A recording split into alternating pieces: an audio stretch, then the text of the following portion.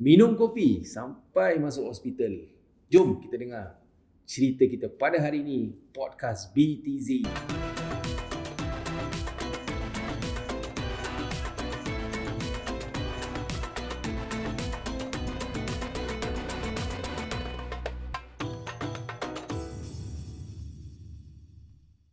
Bismillahirrahmanirrahim. Ahlan wa sahlan. Assalamualaikum warahmatullahi wabarakatuh. Sekali lagi terima kasih kita bertemu di podcast yang baru, podcast BTZ bersama saya Zahil Taufik. Bye. Ya. Macam mana ni cerita kopi ni? Tak, ni memang putih je. Cerita kopi sampai masuk hospital Siapa tu? Jadi alamak agak pelik lah sampai masuk hospital ni. So agaknya berapa banyak take tu minum kopi tu. So cerita ni kita tengah nak tujukan kepada semua lah. Cuma orang yang merasakan sampai masuk berapa kali ke hospital? 6 kali. 6 kali masuk hospital. Kau macam mana sih? How did that even happen? Sekejap. You minum kopi kan you minum teh? Okay lah ada orang ni they say when they are coffee person, diorang punya apa tu espresso machine and all that. Okay, first of all I tak faham espresso. Tak faham, serius. I tengah belajar benda tu. Orang cakap this one good. Coffee maker tu semua lah. Coffee maker and all. Tapi I am a very 3-in-1 person. Nescafe 3-in-1. Sama. Tapi yang you punya tu sedap. Yang apa tu? Singapore tak ada weh. Caramel latte, sedap. Caramel Ni bukan, latte. ni tak ada bukan promotion tapi promotion. just Ni Tapi just kalau Nescafe nak sponsor boleh juga. boleh juga lah, why not lah. Jadi ada studio baru. I think sebab caramel latte tu pun kenalkan I untuk kopi juga. You tak minum kopi lah? Tak minum. I think tahun COVID ni lah baru Mati syarab kahwa. lah nama syarab kahwa. Bas syai lah, musyai, Milo. Serius lah? So lu minum Milo. Kita tak orang kata je kental juga dulu. Kau tak minum kopi ke? Tapi alhamdulillah lah dapat belajar minum kopi. I think it started from your coffee because all this while Ya, betul. I never enjoyed kopi. Correct. I pun tak faham bila macam diorang kat kedai kopi. Uncle take it. Teh Teh katai. Apa istilah-istilah tu? Kopi I tak tahu. katai and all. Kopi katai Teh tu, gula, gula teh lebih sikit, and all that teh lah. si kosong. Teh Kalau si kira kau? kosong. Kau? Kau? Pekat Teh si kira susu kan? Carnation. Carnation. Yeah, I don't know lah, whatever that Teh they kau are referring gitu. to. So, I tak pernah dalam that conversation in terms of ordering those menus lah. Ya. Tak faham. Kita tengok orang minum lah. Ah. Like macam hari-hari boleh minum kopi. So kita realise that macam benda tu is bapak-bapak kita minum. Betul. I ingat kalau I dah pakcik-pakcik, start minum kopi means ada bapak-bapak. Ya. Kan? Kenapa ada that association of minum kopi to maturity? Or seniority? It's just It's just you growing up lah. You growing up, you nampak Yeah. orang kan minum Dulu kopi. tak make sense, babe. Sekarang bila I minum kopi macam orang kata, oh, aku satu hari mesti nak kena sekali babe kopi. Mesti ada macam part of dia punya nutrition lah kononnya lah kan. And tak cakap pasal kopi pun memang dia ada kebaikan dia juga kan. Cuma kita started with 3-in-1 lah. I started with 3-in-1. Dulu like memang tak faham pasal rasa dia pun memang tak boleh faham at that time. Sebab kita like gula. Dah lah kelat kan. So kita bila dengar orang minum lagi tak ada gula, Yeah. wow. Macam like apa tu rasa dia. Correct. So, Even started when kita kat Arab pun. Like orang minum kopi sikit tapi macam shot tu kan. Tapi like betul-betul Turkish pure punya. coffee. Kahwa Arab pun kahwa yang mana ya? Kahwa sada kat Arab kan. Kahwa sada Jordan jualan. Oh, they say mesin. kahwa. Kahwa is Kahwa. coffee lah kan. So sada tu kosong. So kat tepi-tepi tempat orang tunggu bas nanti ada orang diri jual lah. Yes. Mesin, sposin gitu kan. At that time coffee je. Sekarang memang I baru bagi Jordan hari tu diorang dah ada Syai Halib, kira teh susu. Syai Dia karak. ada macam-macam lah. Kira macam-macam air ada. Dulu was like black coffee. Dulu kita faham yang kopi tu akan buat orang tu lebih energetic, tak tidur, Correct. senang buat kerja je, tak kira fresh lah. Cuma sekarang dah macam-macam kopi. And kita minum pun kadang-kadang bukan pasal kita tak nak tidur. Sebab just macam sekarang ni lah. I belajar coffee tu, the word coffee tu is from kira kalau kita sports dalam sports they mention as caffeine. Betul tak? Caffeine, you need certain amount of caffeine for whatever. So baru macam kita realise, oh okay, actually kopi ni sebenarnya okay untuk minum. Like that's where I rasa macam okay, kopi ni bukan untuk sahaja bapak-bapak. Ya. Kopi tu Ada kebaikan ada dia. kebaikan dia. So tapi then after that we go further, kita tanya when do we consume caffeine? And how much How much do we consume caffeine? How much level and all that lah kalau kita nak go into Details lah. Then barulah munculnya, okay lah, I will try this one. Nescafe 3 in 1. So dapat rasa cafe. Kena lah kita dia. Baru like for me, okay, this is enough. This is Sekali enough. pun Macam cukup lah. Cukup. Ada orang macam minum kopi, ada orang nak kena macam Starbucks. Ada orang nak kena macam Coffee bean. and all that. Baru pelan-pelan I belajar lah cappuccino. What is cappuccino? Okay, Cappuccino kata. Cappuccino. Sampai sekarang tak faham cappuccino sih. Baru espresso, apa single shot, double shot. Tu I tak faham. Itu cuma dia punya combination of berapa banyak espresso, berapa banyak susu, berapa watered down, berapa foam. All Exactly. Itu the yang different detail combinations and in the end dia affect taste and mouthfeel. Itu yang diorang faham. Habis dia punya beans dia. So beans dia kat Mexico. Dia kadang-kadang Arabica, kadang Brazil, kadang-kadang Brazil. Japanese, Indonesian coffee. Okay. It's also considered to be Habis apa dekat Indonesia ada kopi luwak. Kopi luwak. Apa binatang tu? Kucing lah. dia jenis binatang tu lah luwak. Luwak. Kucing lah. Bukan. Jenis lah, dia jenis macam Itu dia punya Najis. najis dia. so dia Kata dia dia lah. consume lepas tu tak fully ingested dia keluar. Okay. Orang clean and then orang gunakan. So the process of ingestion dikatakan will enhance the flavour and kurangkan the caffeine. Cuma adalah perbincangan boleh ke tak boleh minum. Saya lupa kalau Singapore punya kemarin ada kat Fatwa Apik Singapore ada keluar. Adalah perbincangannya. Ya. Okay. Kalau Habis nak macam mana boleh sampai daripada kopi sampai ke hospital? How that happen? Okay lah. Maybe kita boleh cerita, maybe seimbangan dia, maybe macam orang manis ke, gula terlalu banyak ke. Maybe dah berlebihan lah. Maybe your take at the time. Cerita I sama lah. When I was young pun I tak minum kopi. Kopi macam pahit kan. Kita as budak-budak, I'm not sure whether this is our thing. Kita suka manis ke, budak-budak is attracted to that. And I kemarin berbual dengan my wife concerning kalau kita pergi restoran kan, and then kita tengok kids meal. Kids meal pun sama kan? Okay. Rasa tak? Yes. Kids meal is Rata-rata sama. spaghetti, Fries, nugget, fish and chip. Betul. And I have something against it lah. Maksudnya macam kita tak expose anak-anak kita kepada palate yang lebih adventurous lah. Sehingga lambat tau dia nak develop. Benda-benda tu ya nak makan kan. Yeah. So bila ayah muda pun ayah macam gitu. And then when as I grew a bit older, dia kadang-kadang tengok video, tengok cerita. Dia apa tahu, dia tengok vibe orang dekat Italy ke, kat France ke, orang kat tepi jalan. Cappuccino. Dia gitulah kan. And then somehow it attracted me. Okay. So kebetulan bila I kerja kat Arab Street tu penuh dengan cafe ya. Yep. Oh ya. So kebetulan pula ada ramai owners of cafe ni members kita. So diorang boleh, you kalau duduk dengan budak-budak yang memang minat kopi cara berbual kopi dia ni macam berbual agama. Berilmu lah. Macam berfalsafah. macam buka buku punya. Kopi ni sedap dikarenakan tanah yang dia itu ditanam padanya ada climate tertentu, ada teknik tertentu. Bila kita serve, dia punya container tu tak boleh sembarang, tak boleh gelas sembarang. For certain coffee Knowledge knowledge bang. Wah. That is to that certain kira macam knowledge orang boleh mendalam sampai gitu lah. Bila I expose to this kind of thing, mula minat kopi ni. Sampai ada coffee maker tu. Macam-macam lah. Sampai kat akademi kita pun kita berkopi semua kan. Yeah. So cerita dia nak put Into lah. into it so much that satu ketika tu so keinginan ataupun suka sangat kepada kopi. On top of that, I ada a bit issue of immunity. So immune low. On top of that, I ingat that point of time I punya kerja banyak and I was overwhelmed with work. Okay. So there was one point of time, a very short period of time yang I kena buat. You perlukan benda tu. I rasa I perlu, so I terambil lebih.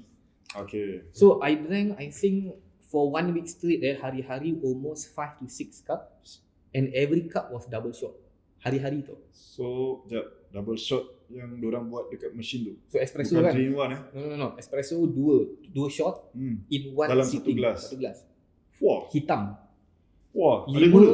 tak ada gula. 5 in one day for 5 to 6 days straight. Tak ada gula kira bagus lah kan. Tapi kopi dia banyak sangat lah. I tengah kira. 1 day 5 time double shot. double shot for let's say 5 days. for 5 days. 20 Straight. Wah, 25 seminggu 25 kali. Exactly. On the 6th day or on the 7th day, ambulance. Tapi apa you rasa? You rasa macam mual You tahu ke pasal benda tu? I tak tahu. At that point of time, I tak tahu. I ingat I was my immune system ke, I ingat I penat ke apa ke, because I was hyperventilating though.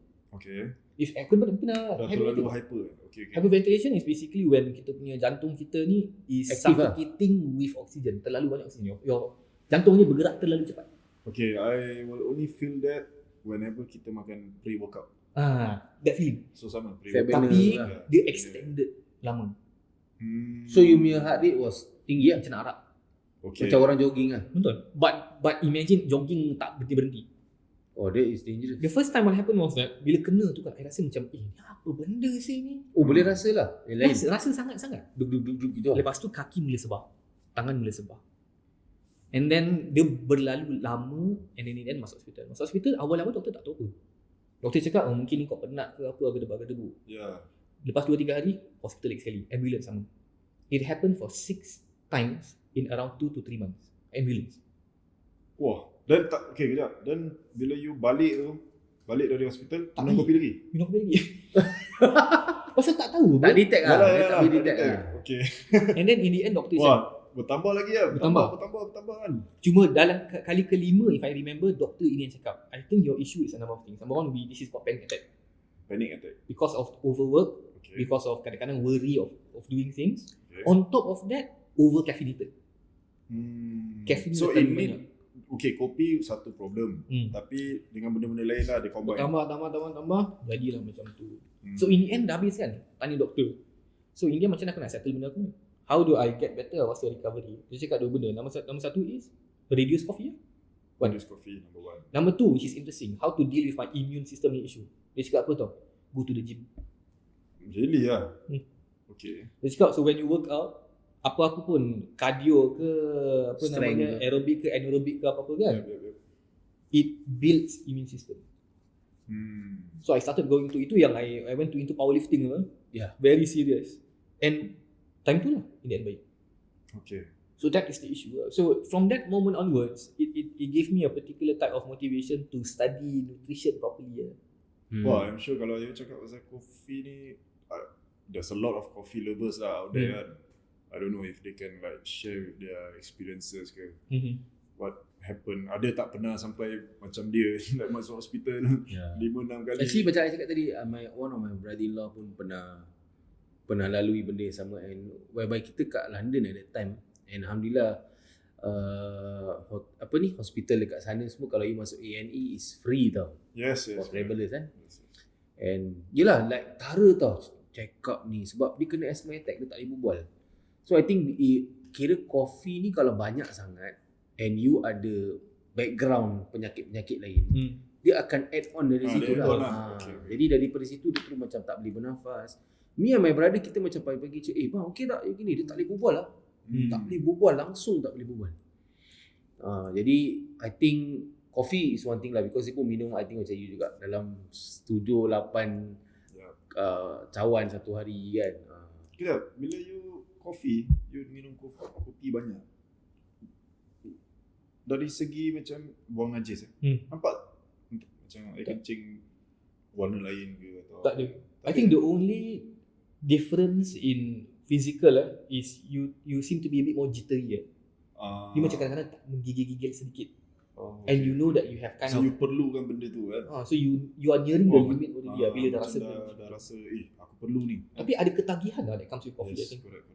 Lepas tu kan, there is this particular question yang I usually, I'm not sure if you want to participate in answering this question.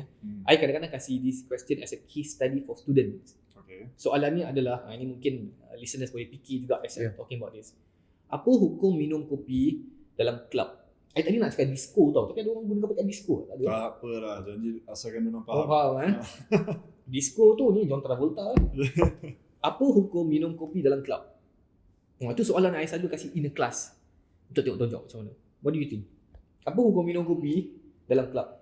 Okay, first things first, kita nak minum kopi. Intention kita nak minum kopi. Kalau tempat tu it's a secondary lah. So akhirnya So minum je halal. I think if it's logical, it's okay lah. Kalau I fikir logik. User For me ini tak ada salah betul by the way. Ni just I punya concern is air tu okey lah. Sebab kita tak bukan minum air yang haram kan. So minumnya halal tapi tempat dia tu haram lah. Betul. Apa pun yang kita niatkan pun, dia macam orang curi duit masjid tapi lepas tu sedekah macam gitulah. Robin Hood lah. What I think about that lah, ni I punya pandangan. So, kira you minum kopi tu benda baik, which is you boleh minum kat mana-mana pun. Tapi bila you masuk kat tempat yang tak baik, takutnya kita mati kat situ. Takut akhirnya kita dekat situ lah. Tapi balik pada, yelah kalau ada orang kata tapi saya kat dalam buat dakwah lain lah. Itu dakwah dalam club kan nak tengok lain dia lah, tak tahu dia dakwah apa kan. Tapi balik kepada hukum, Dewan manusia tak nampak lah. So balik pada benda yang kita belajar is obviously tak boleh lah. Kalau boleh kita elakkan lah. Boleh kita nampak, jauhkan, kita tahu, kita jauhkan lah. Mungkin dulu pernah buat tapi sekarang dah tahu, kita elakkan lah. Ni cantik ada dua perspektif I gunakan this question as a case study untuk orang fikir. The way that I always teach students in my academy is to always compartmentalize the issue. So isu dia berapa ni? Dia ada 2 isu. 3 isu actually. First issue is apa hukum minum kopi. Kemudian apakah hukum berada dalam satu kelab. Yang ketiga adalah apa hukum minum kopi dalam kelab. So these are 3 separate matters yang kita kena bincang. Pecahkan lah. The first issue minum kopi. Kebanyakan orang akan cakap minum kopi okey ke? Tapi pernah tau dalam zaman Osmania, pernah ulama-ulama keluarkan fatwa minum kopi haram for 300 years. Oh, really? No. And ada beberapa sebab. Di antara sebab dia adalah when coffee was brought to Turkey, to Ottoman Turkey at that point of time. Awal antara kopi yang popular juga adalah from Yemen. Syajaratul Bun yang disebut. Bun dia. Dan bawa pergi Turkey. And Turkey was already a very developing country kan. So at that point of time, mulalah cafes. So ada historical Shisha semua tu. Exactly. Yes. So katalah ada orang cakap cafe-cafe start kat Italy. Ada cakap cafe-cafe start kat Turkey. Coffee houses So bila orang banyak minum kopi pada ketika itu, banyak orang-orang muda yang distracted from doing good work, belajar, pergi masjid, tolong orang, buang masa lah. Pada orang lepak dekat kedai kopi. Okay. And that would be one of the reasons yang ulama tiba-tiba cakap this culture haram. Ada pendapat kedua cakap it's not only about the culture but also the potency of caffeine pada ketika itu. Diorang main kopi ni kira memang kau atas kau lah. Okay. Merosakkan dalam lah. Exactly. Okay. So kuat sangat. Kau Padahal dulu kalau kat Yaman, ulama-ulama Yaman sampai terima kasih ke Allah, bersyukur ke Allah dikalahkan kopi. Dia cakap ya Allah terima kasih kopi ni buat aku bangun tahajud. Boleh bangun. Lain pula kalau macam tu. I think different, you apply on different things lah. Exactly. So bila kita discuss anything, kita kena tengok these aspects lah. Keduanya adalah apa hukum berada dalam club. Right? So it depends also kenapa kau dalam club. So ada orang akan cakap, Ustaz, what if saya dalam club, saya kerja Ustaz. And then it's okay lah. Then kita kena tulis kontrak, kena meet client. Dia pilih banyak-banyak tempat dalam club. Kita datang Ustaz, and saya bukan buat apa-apa pun. Saya bukan pekik kat DJ drop the beat. Saya okay. Tapi kalau ada orang willingly pergi dengan tak ada sebab, boleh pergi tempat-tempat lain tapi pergi tempat macam itu, maka hukum dia lain lah. You put these 2 things together and then you add it to the third one, baru kita dapat an answer yang lebih sesuai kepada keadaan dan kepada orang yang bertanya tu lah. Tengok pada keadaan dia lah kan. So it's a thorough check on the matter. Exactly.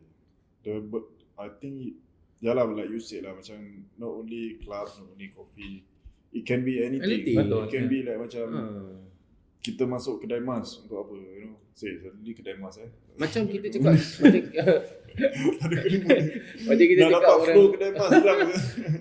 orang kata asal kenapa dia makan babi so kita tak tahu pasal orang tu makan ke apa kan, tapi dalam keadaan darurah dalam Islam boleh kan, dalam keadaan dia dah tak ada makanan untuk nak menjaga kesihatan dia supaya dia kekal hidup lah, maka dibolehkan. Tapi kalau makanan lain semua dah ada, halal-halal semua yang banyak, tapi benda tu juga nak beli, maka tu benda haram.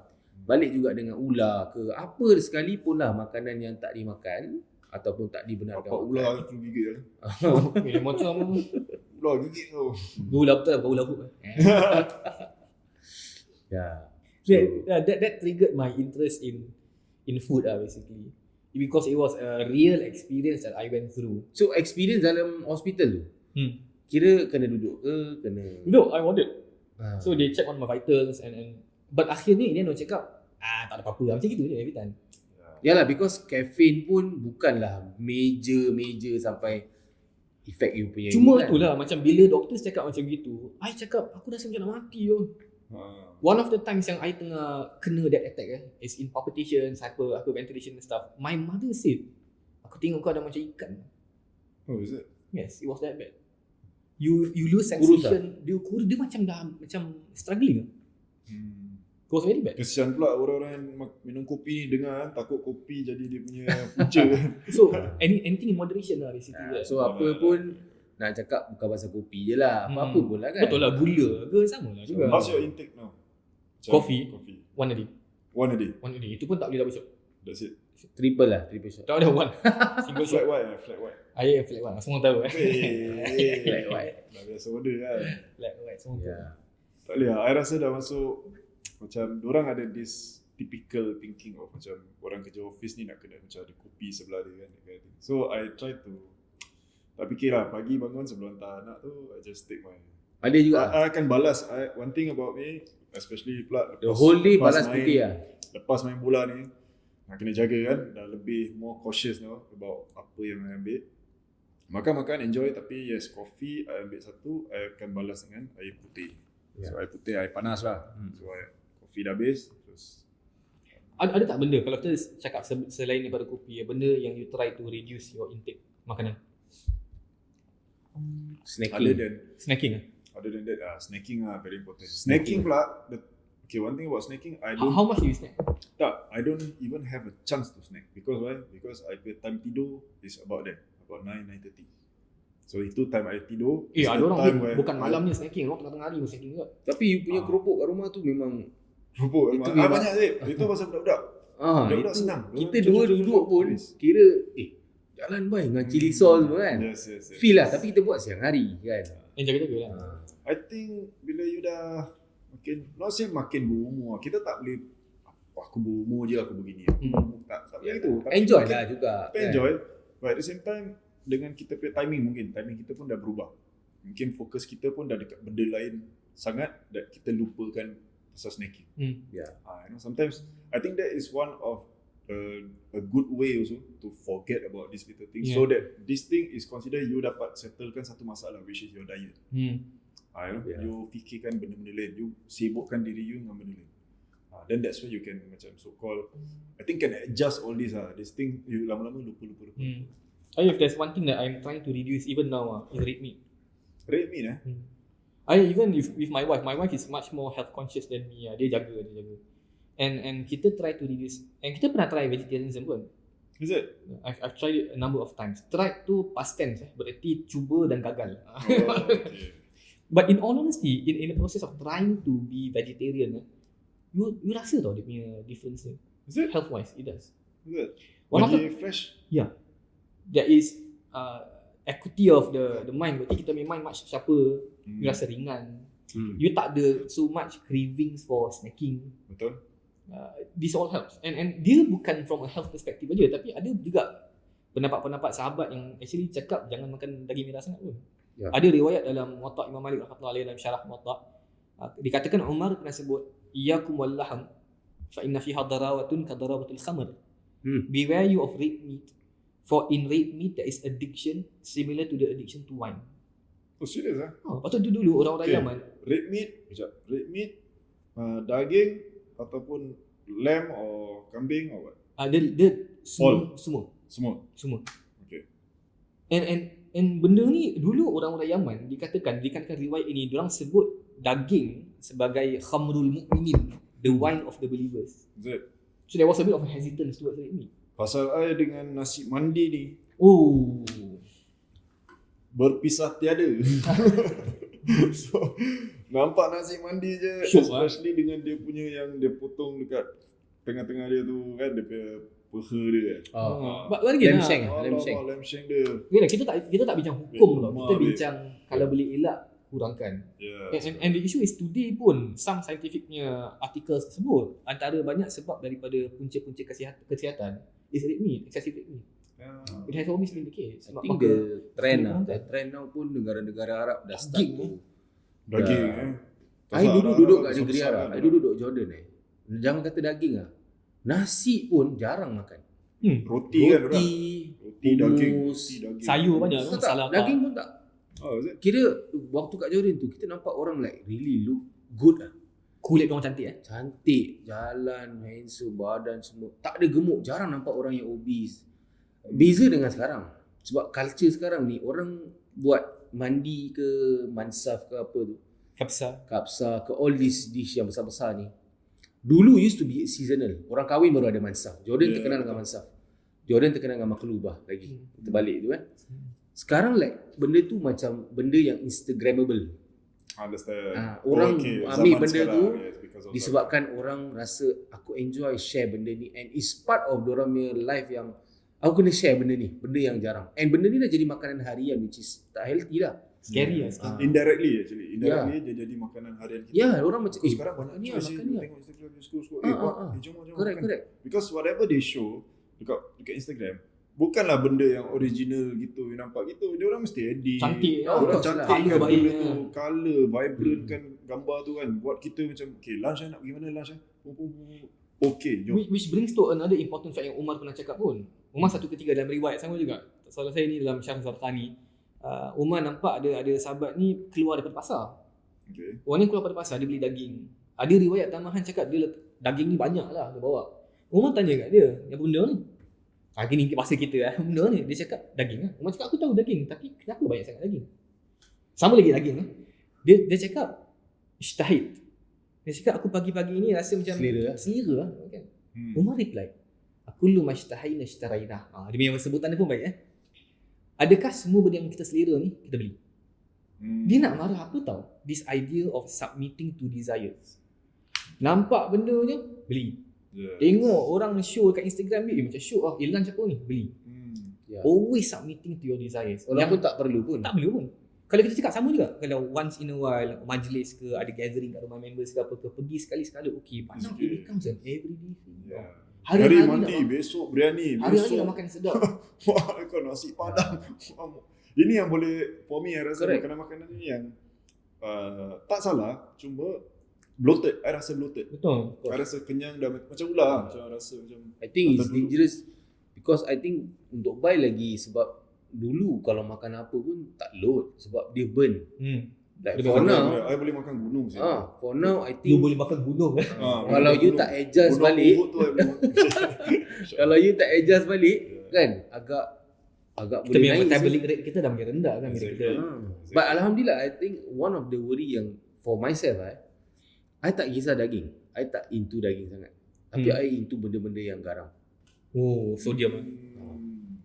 Fries. You punya favourite truffle fries? Benda-benda yang masin. Sebab dekat negeri Arab, I bila dibesarkan kat sana, semua benda nak kena letak garam. Dokok masin. Sama sih. Even salad pun I taruh garam sih. Ya, really.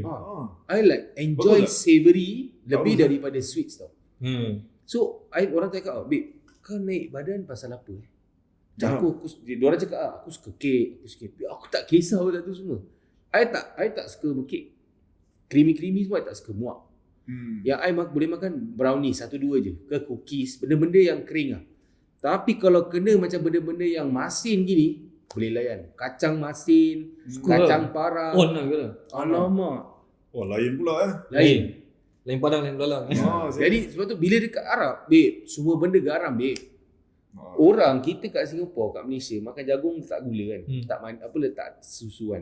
Arab gini, babe, tabu garam. Tabu tau, banyak.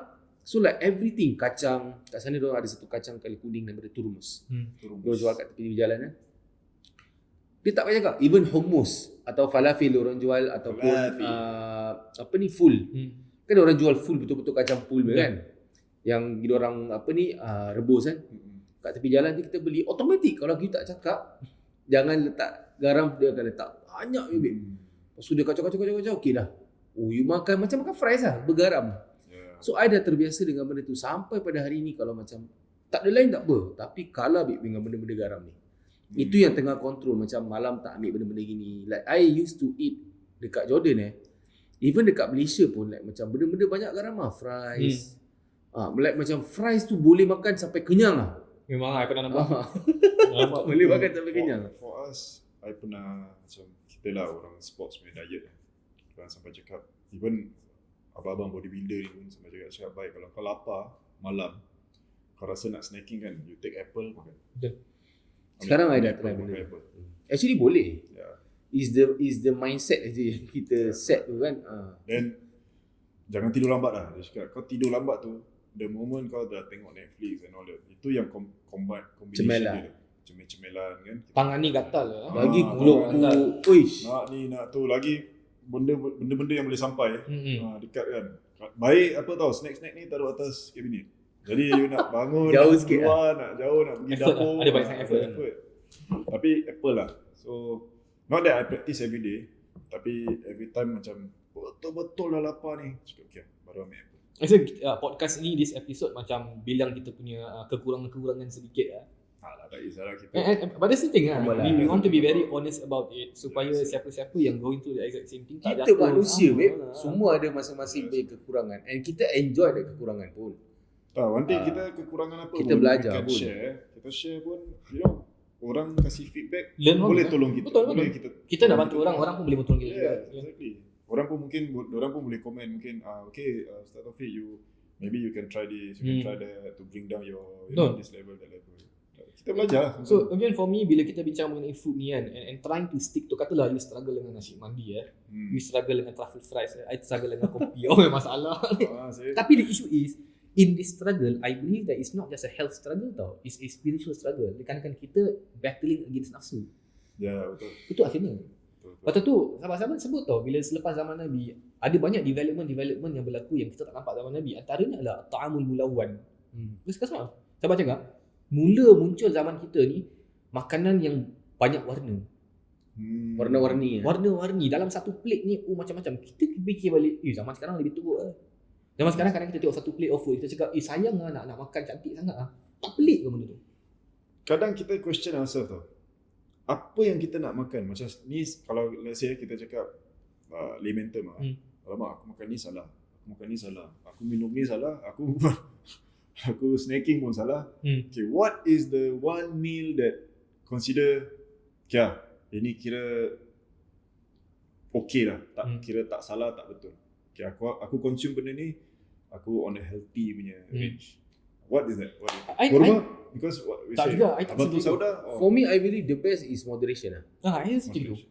Apa boleh nak Balance of makan nasi everything. mandi? Boleh. Balance of everything. You nak makan nasi mandi boleh. You tahu dia punya calories banyak. Then you jadualkan lah. Sebulan 2 kali ke, sebulan sekali. Anyway, I makan nasi mandi. And I tak rasa macam benda tu boleh menggebukkan you pun. Cuma kalau istilah orang kita ni, sebab kita faham kadang-kadang orang lepas kahwin terus shoot naik naik badan dan sebagainya. Sebab istilah orang kata rezeki jangan tolak. Tapi at the same time, kan kita faham orang-orang tu cakap kan. Rezeki juga, babe. Nanti kita sampai Siapa so semuanya rezeki. Cuma rezeki pun ada pilihan. Betul. Dia tak boleh bila dah depan mata tu, kau kena habiskan tau, ni rezeki. Yes, tapi rezeki pun ada pilihan. Kau takkan campak diri kau kat dalam kebinasaan kan. So I believe yang kadang-kadang kita kena faham yang semua benda tu diletakkan depan kita bukan mesti kena rezeki yang so called rezeki lah. Makan nanti nasi nangis. Open makan nasi. I think that idea is correct. Correct. Tak membazir. Tak membazir. Cuma awal-awal tu kenapa letak banyak sangat? Correct. Dia masuk kita Pasal punya masak banyak sangat. Exactly. dia punya portion. So pergi ke belakang balik Exactly. So bila you fikir balik sebenarnya apa yang you perlu is actually gini je. Tapi Planning you makan Planning very important. Meal prep lah dia cakap Prep. you makan benda yang you sampai tak perlukan lagi dah. Sampai satu hari tak buat apa. Itu yang kadang-kadang I notice kawan-kawan I yang dekat Arab lah, even ni masyayikh dan sebagainya. Lepas tarawih especially kan, diorang tak boleh bangun tau babe. Dah tak boleh bangun. Especially buka puasa lah. Ni Nasib nak baik dekat diorang Ramadan ni, makan after tarawih. Correct. Imagine kalau diorang makan before tarawih. Babe, tak ada solat tarawih babe. Ini yang kadang-kadang pelik tau bulan puasa. Bulan puasa is supposed to be a program of lawan nafsu. Tapi kita lepas buka tu seolah-olah training tu tak ada tau. Cover balik the whole day. Macam in the end cancel out lah. Betul. Isn't it supposed to be extended selepas buka? Hatta setelah Ramadan pun Syawal pun kena continue juga. Tapi Syawal kita lagi lah rabak makan kita. Is that why? Look forward sih. Is that why first day of Syawal diharamkan puasa? It is for you to enjoy. Tapi still lah jangan sampai terlupa Ramadan punya program tu. Itu konsep dia tak termasuk pasal makan. Itu sebab it's a celebration. Celebration. Sebab dua perayaan di dalam Islam yang you kena happy lah. Which is Adha dengan Al-Fitr kan. Cuma kita punya raya tu betul punya raya lah, melantar. Which is actually raya kita kalau kita buat in a moderation way. Boleh je. Boleh. 10 rumah, 20 rumah tak ada hal. Kau minum air putih tapi air sirap.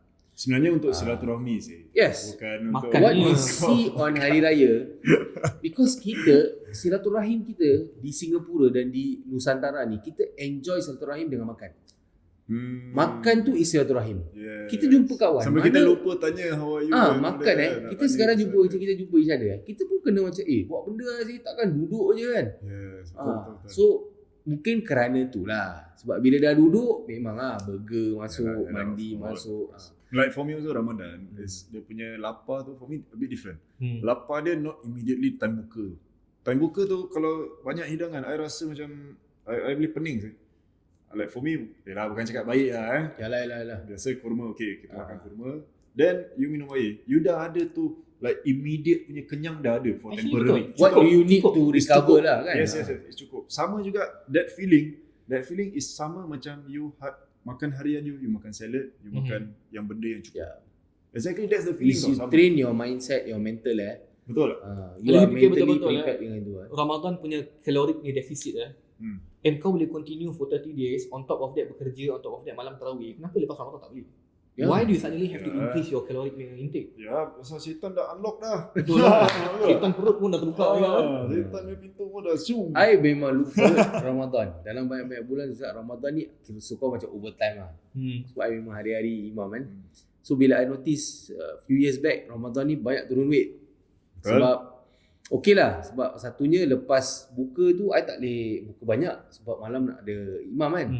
Then bila lepas solat, I usually lepas solat apa pun lah, tarawih ke qiyam, I tak boleh makan. I punya perangai I macam just aku dah kenyang dengan solat tadi gitu lah. Pasal saya dah penat nak makan. So kadang-kadang bila lepas tu terus balik tidur. So I realise that in Ramadan I boleh hilang 5-6 kilo. Cuma bila raya tu lah dia macam balas balik. So raya I think you all pun akan rasa macam kita all this while like the whole month pagi tak ada makanan. Tapi bila raya pagi ni sebelum solat pun boleh kena kan sambal goreng kan. Pernah rasa tak gitu kan? Dulu lah buka Sunnah sebelum pergi sembahyang raya ni makan dulu. Dia makan betul. Betul baru sunnah. Sunnah ni. So sunnah ni pagi tu kira memang kita dahulukan makan lah. Untuk break the momentum. Beza Ramadan dengan awal. Yes.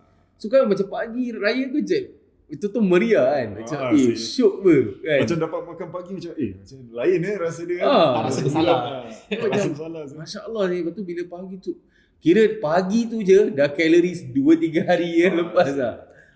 I think patut tak cakap benda ni is not just a health thing, it's also a spiritual thing. A person yang boleh take care of makan, an-nafs dia adalah orang yang mengawal jiwa dia. An-nafsul mutmainnah a calm, tranquil desire. Jiwa yang boleh kita control. Instead of dia control kita, kita control dia. So ini yang I belajar daripada masuk 6 kali tu lah. Kalau tidak an-nafsul ammarah lah. Betul. Su. Memang su sangat lah tu. Kira jiwa yang mengajak kepada keburukan, kejahatan. Tapi kalau mutmainnah yang tenang, qanaah, macam chill lah. Which is cakap senang, nak buat susah. So for me, apa pun yang kita share ni, bukan kita cakap tak boleh makan. Kita pun lalui pressure benda tu sama and kita enjoy. So kalau misal kata dah termakan lebih, besok adjust sikit lah. And also I rasa kan, again lah, because I tadi terfikir pasal orang-orang yang tinggal dekat daerah mungkin farm area. Orang-orang yang tinggal mungkin jauh daripada kota. Diorang ni makan makanan yang organik babe. Sure Diorang ambil, diorang just plug aje. Sihat.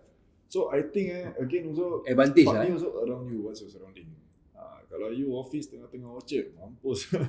Mesti lah ni Pizza Hut, Domino's, bla bla bla bla semua ada dalam. Because that is, itu yang apa otak kita nak tenangkan, nak senangkan diri kita. Itu yang dia dah register. Benda-benda ni dah ada untuk kesenangan kau. Apa kau nak pilih? Kalau you tinggal dekat mungkin ke gunungan, dekat gunung-gunung. Banyak kerja babe. Kalau organik ni nak kena buat, nak kena masak. Nak kena prepare. Tapi sihat. You dapat kesihatan dari segi pemakanan dan juga mungkin udara. I realise organik ni pun mahal. Yes, kalau sekarang.